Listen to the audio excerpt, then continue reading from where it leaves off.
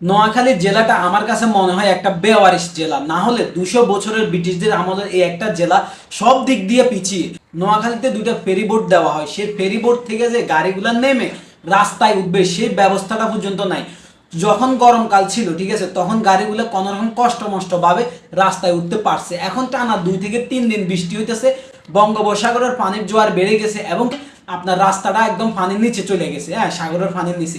তো ফেরিবোট থেকে গাড়িগুলোর যে নামতেছে, দেখুন কতটা কষ্টে নামতেছে।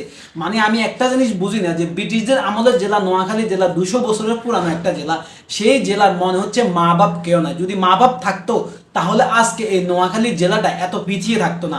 আপনি আমার নিজের এলাকার কথা যদি আমি বিবেচনা করি, ঠিক আছে, রাস্তাঘাটের কোনো উন্নতি নেই, মানে কোনো উন্নতি নেই। যদি বিশ্বাসটা করেন, সে আওয়ামী লীগ সরকারের আমলে বলেন, উপদেষ্টার আমলে বলেন, এবং কি বর্তমান বিএনপি সরকারের আমলে বলেন, মানে প্রত্যেকটা সরকারের আমলেই মানে আমাদের নোয়াখালী জেলাটা অবহেলিত অবহেলিত অবহেলিত।